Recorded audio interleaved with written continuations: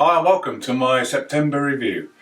We start the month with the same aspect that finished August, and that's the Mars-Jupiter aspect. Jupiter's in your second house, the finances, and Mars is in the house of the home. So this is going to continue that same feel-good factor, and there's good opportunities to improve your finances this month.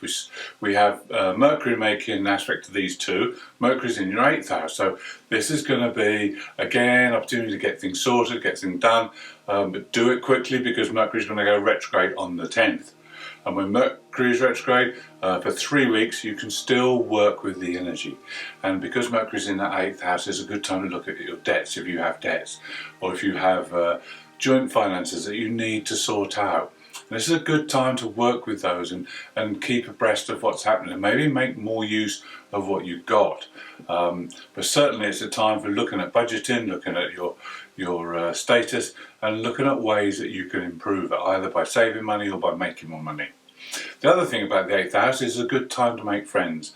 Don't get rid of your old ones, but you can make new ones, because one is going to be silver and one is going to be gold. It's up to you to find out which is which.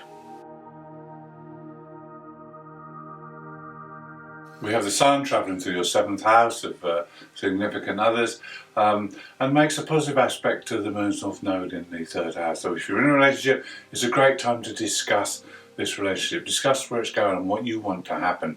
And it may be through these discussions that there are doors that open up and things that will come to you that you'll maybe want to change, and maybe even go down a new path together. If you're not in a relationship, it's certainly a time when you could meet someone, and it could be like a fated feel about this relationship, because the Moon's North Node can bring people into your life that sometimes are soulmates. They may not be in your life forever, but they do come in, and maybe someone just tells you, points you in the right direction during this period.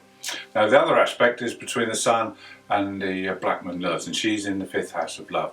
So this is a time when love can be ignited. It can be a very passionate time, and even if you are in a relationship, you can still use this Black Moon to ignite part of the relationship. Maybe let things, your fears fall away, so that you can enjoy the relationship together. On the 10th we have our full moon, and the full moon is in your sign of Pisces and in the 1st house. So the effects of this full moon will not be unfamiliar to you. There is going to be a surge of emotional energy, and you should be already used to this type of thing, being a Piscean. The emotional energy will come to the surface. The full moon is a very public moon, whereas the new moons are more introspective. The full moon lets everybody see what's going on, and you will not be able to hide the feelings that are coming up within. And there's certainly a good burst of energy, so you can use this energy to make changes. Changes probably long overdue with this full moon, so that it's a good time to put things into practice. Now the following day, on the 11th, we have an aspect between the Sun and Uranus, who's in that 3rd house. So it's a time your mind will be excited. You may find it hard to sleep because of the surge of mental energy as well as that emotional energy. So it's a very exciting time. It's a good time to work out what changes you actually want in your life and plan them, because you have this Uranus in the 3rd house, which is about planning and organisation. So use that to take yourself forward. And with the Sun in Virgo as well, again, this is a sign of analysing and planning. So you need to get it right now before you start taking action next month. On the 16th, it's almost like there is another full moon happening, because we have the Sun still in Virgo making opposition to Neptune, who's in your sign and in your 1st house. So this is going to replicate some of the feelings and some of the emotions that the full moon threw up. So it's a second chance to work with things and to honour that Neptune in the 1st house. Now use the creativity, use the imagination, use every single drop of the Neptune energy to put yourself in line. Get your soul in line with who you are and where you want to be going. The 1st house is a very important house. It's about you. It's about how you are going to proceed in life, how you're going to evolve, how you're going to grow. And it's a very public house, so everyone can see what's happening. So you need to make sure you get this right. Then there's another aspect between Venus and Mars. Now this again proves that love will be in the air. Venus has now moved into the 7th house as well, so your desires will be very strong. And with Mars, there just needs to be cooperation within the relationship, and make sure you smooth things out. Don't get into any disagreements, because this will only be intensified by Mars. Use this aspect to iron out any little idiosyncrasies. And then the other thing we've got to be aware of in this on this day is that there's another aspect between Venus and the Moon's North Node. Now we just had the Sun making that aspect, now we're having Venus making that aspect. This again will help to put you on the right path, help you make the right decisions, and so that your desires are fulfilled. There's more passion in your life on the 18th, as we have two aspects that will evoke this. One is an aspect from the Sun to Pluto.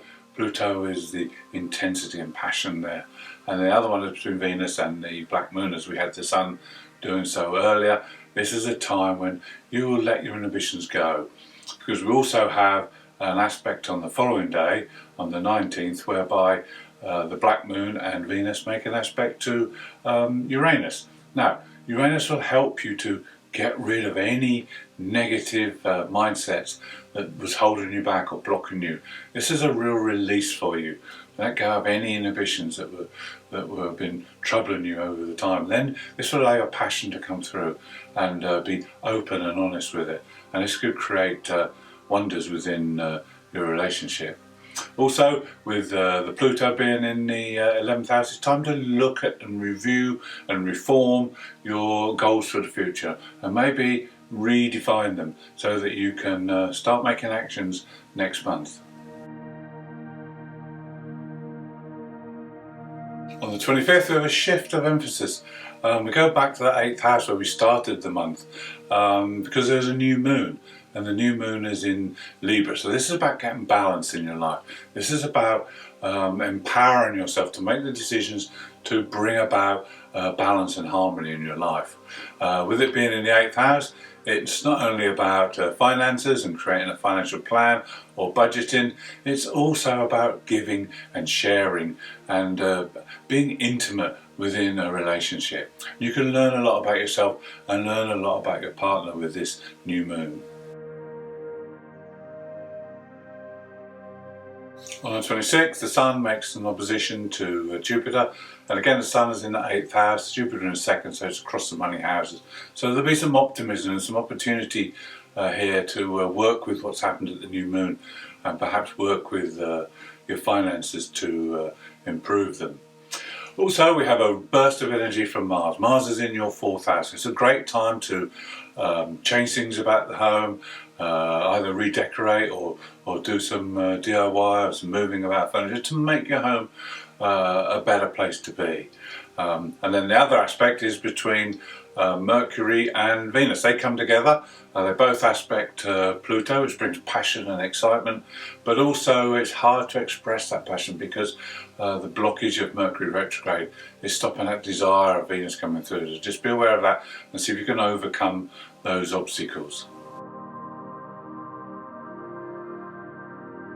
We end September on the 30th with what will be very familiar to you and probably not familiar to other people. This is an opposition between Mercury and Neptune. Now Mercury's retrograde, Neptune's retrograde, so this energy goes really deep within.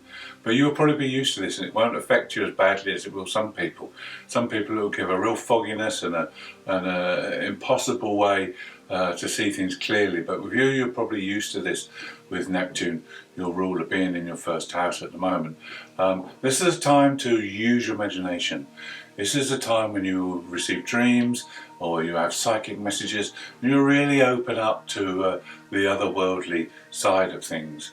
Also, it's a great time to stimulate your imagination, do something creative that's to do with communication, especially with Mercury being on that opposite end. And also it's great to share this or any experience with other people, because Mercury's back in that 7th house now, so it's a good time to use this aspect and interact with others. It's not a good time for signing documents or doing mundane routine work, so maybe take this off and use it to really enjoy yourself. And then we finish this month, but start October next month, with 3 planets turning direct. So this is fantastic news. We also have a very intense eclipse in Scorpio, your fellow water sign. So tune in next month to find out what's happening.